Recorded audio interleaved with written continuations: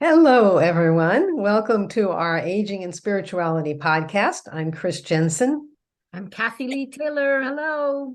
We are so happy you're with us because the topics we talk about, we think are very important. They're universal. They're important to us, but we think it affects everyone else as well. Today, I want to talk a little bit about the power of forgiveness.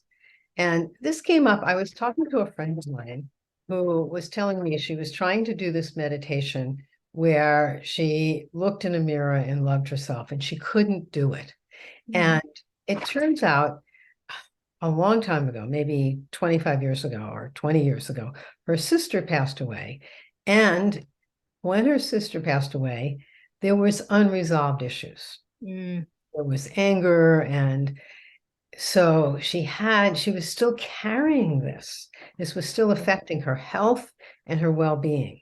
And I know that this is something we all do to an extent. So many of us have loved ones or old friends that we have unresolved issues with, that we may have anger, and that grief impacts our health and well-being. So I want to talk about if this person passes, what we can do about it. But then I also want to talk about doing it as a regular thing, and for ourselves, forgiving ourselves. So if you can relate to this, stay tuned, because I think we have a lot of good stuff for you.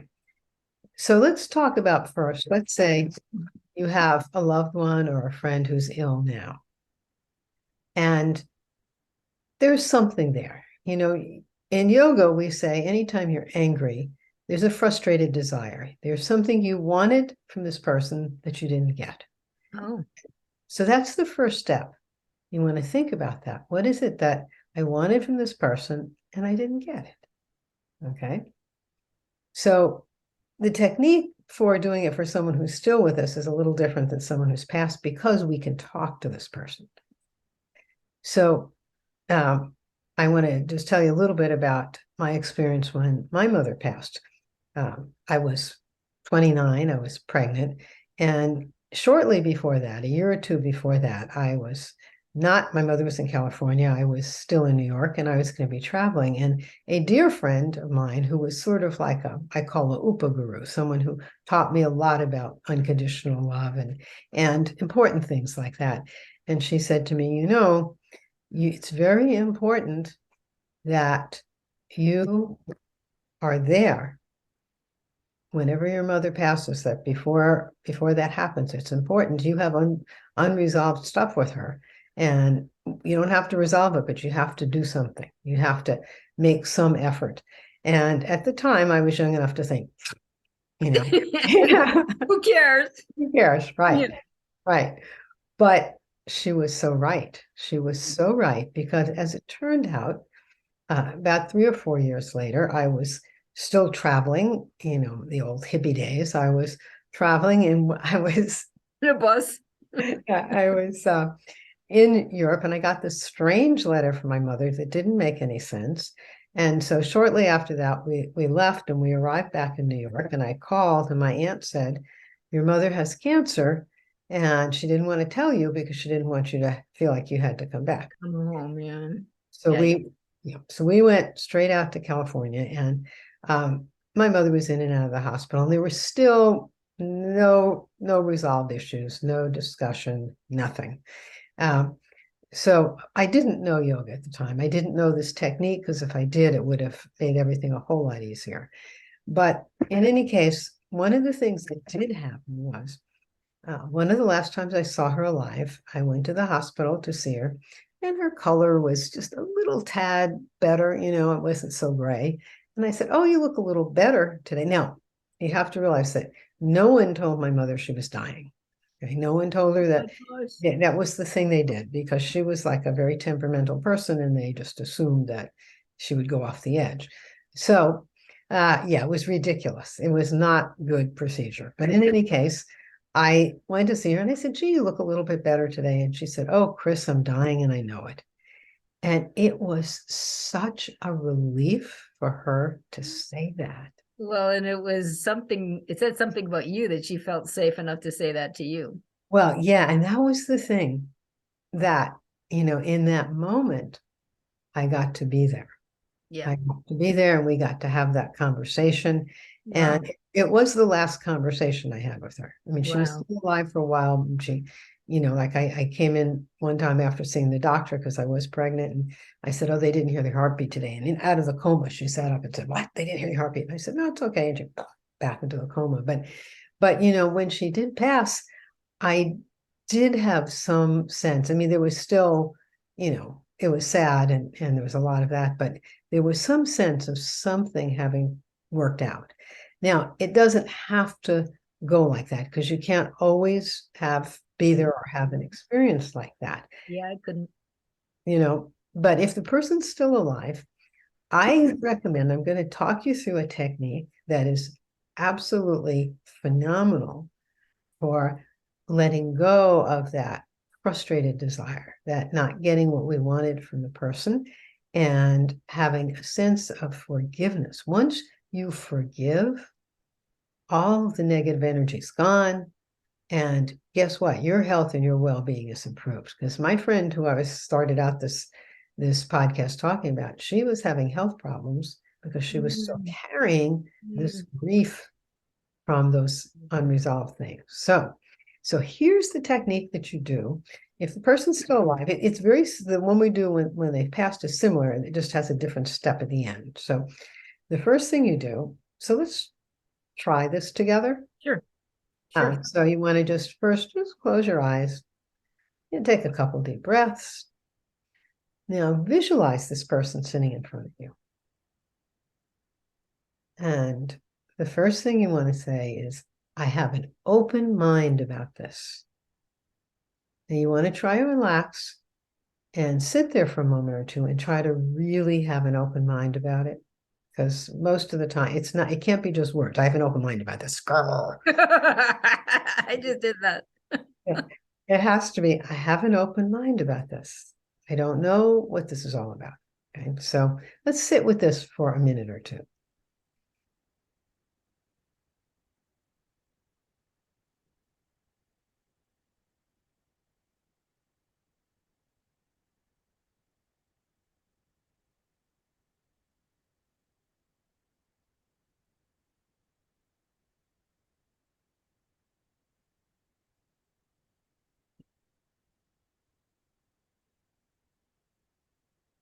Now, on your own, you may want to spend a lot more time on this part. Now, this is the next one is the most difficult part. I thank you for teaching me. Mm. There's a lesson, okay? And whenever we have that kind of energy, that frustrated desire, there's something we have to learn. So I'm really going to let us spend a couple minutes on this. I'm not going to rush us past this. I thank you for teaching me. Try to be open. You learned something. You may have learned that you don't want to be like this person. That's a lesson. You may have learned that this is not a relationship you want to be in, or you may have learned that, some behavior of yours is causing a problem. So let's be open to that.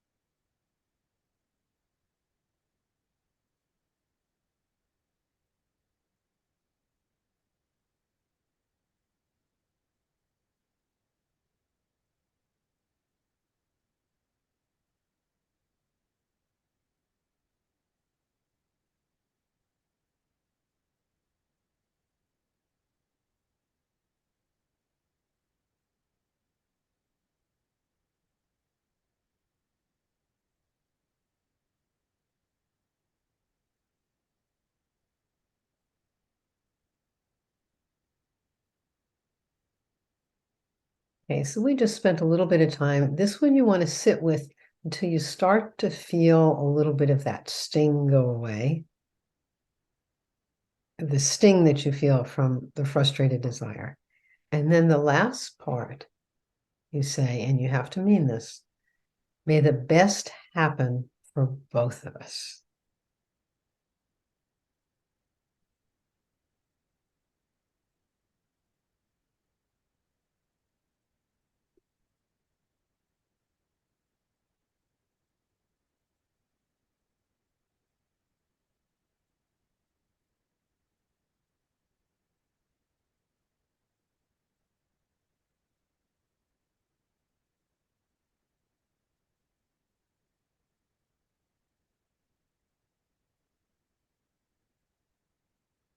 Okay, so we just spent a little bit of time on this here in our podcast, but what you want to do is really take your time with each step and allow yourself to have that openness. Like, really, I really have an open mind about this. Mm. Then I thank you for teaching me. Be open to, you've learned something. What is it? Be thankful for that. And then genuinely want the best to happen for both of us. Now, if the person is still alive, that's why I separated these into different categories. If the person is still alive, once you feel that sting go from doing the practice, your heart's going to be open. You don't have to agree with them. You don't have to discuss the issue with them, but I would make contact with them. It's like with my mother. We didn't discuss any issues. I just went to see her because she was ill. And something very nice happened, only because my heart was open in that moment. Yeah. So as you do this practice, your heart will be open, and whatever it is, you'll feel a resolution, because just because you contacted them with an open heart. These are very important issues because we all have loved ones who are ill or who pass, and we carry a lot of inner turmoil because we haven't dealt with some things. Mm-hmm.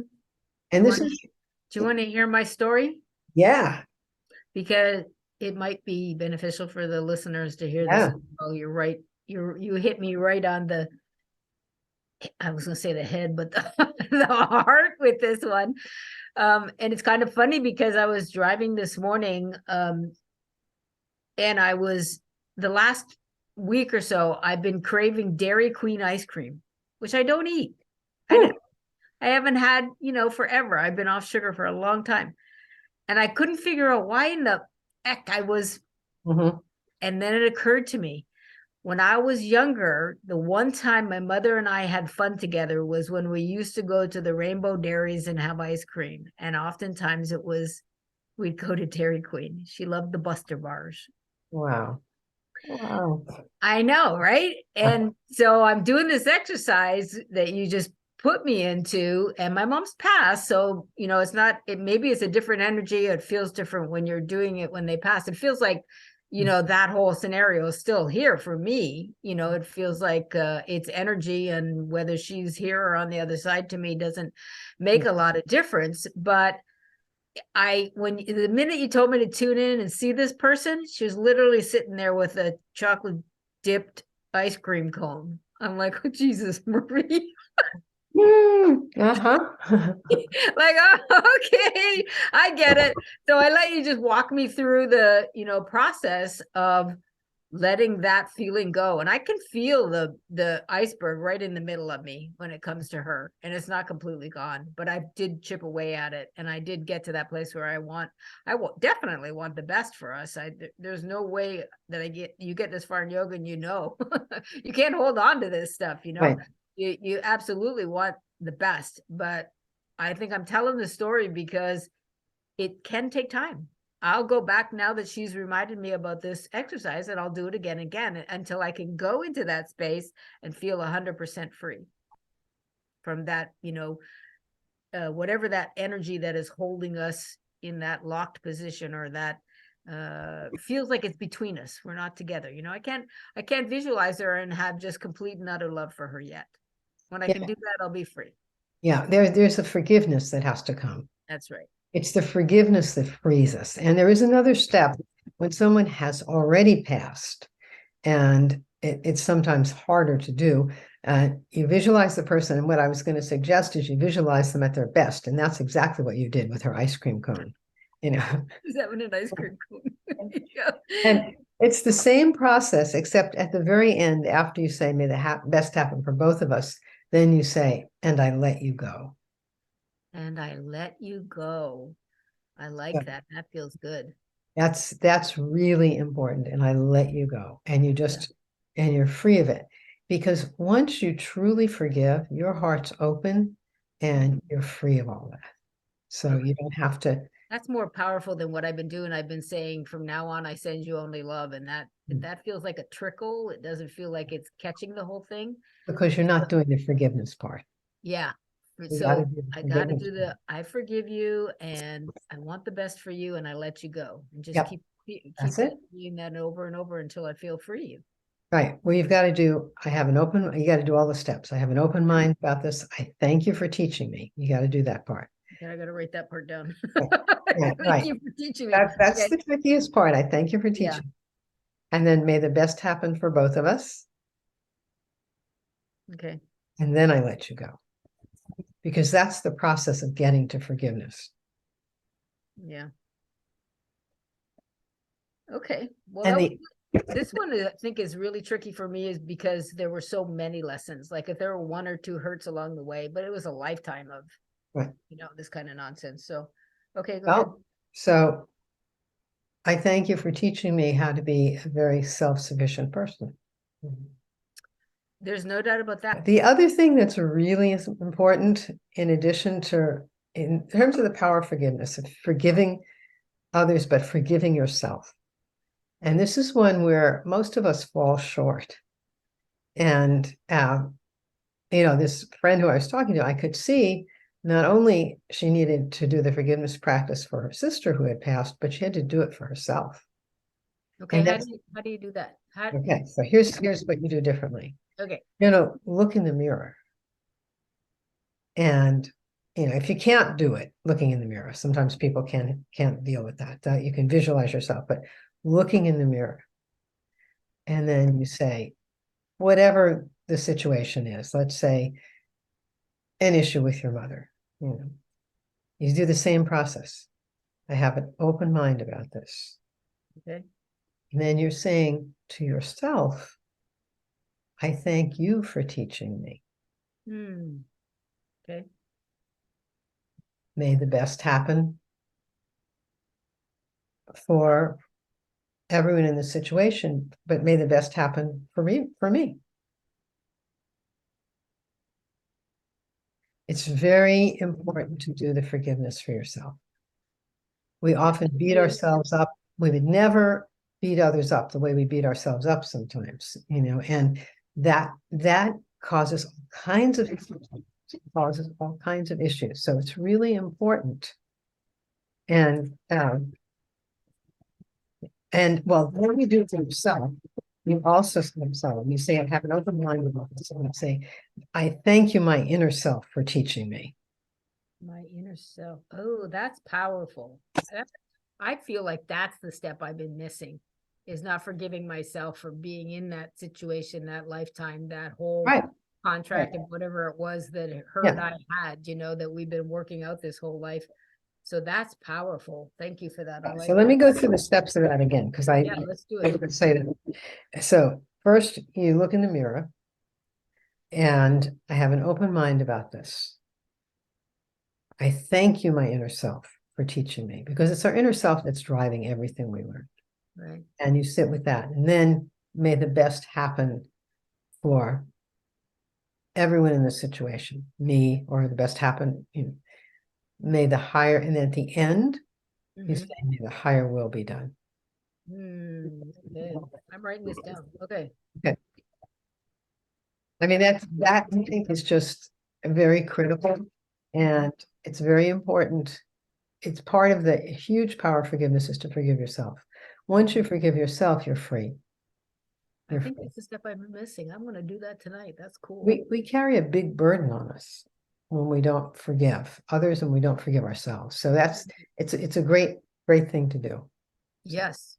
And it comes in waves because I've done this process. I remember years ago reading Radical Forgiveness. I can't remember the Yeah, guy's name. yeah, That I book know. was so And it so comes and it powerful. goes. Yeah, Yeah, yeah. There's different layers of it, yeah, And it's a moving target. And it's so true about yoga as you're channeling spirit. It doesn't mean you're going to be like walking around in an enlightened day state all the time. There's going to be stuff you're processing, but Everybody's processing energy stuff. is Yes. always moving. Yeah. The energy is always moving. Right. So that's why Right. it's so important to have these tools, Yep. with you as you're living your life, so you can live it the way you want to. Mm-hmm. That's Yep. powerful. Thank you for that. I'm going to do that So tonight.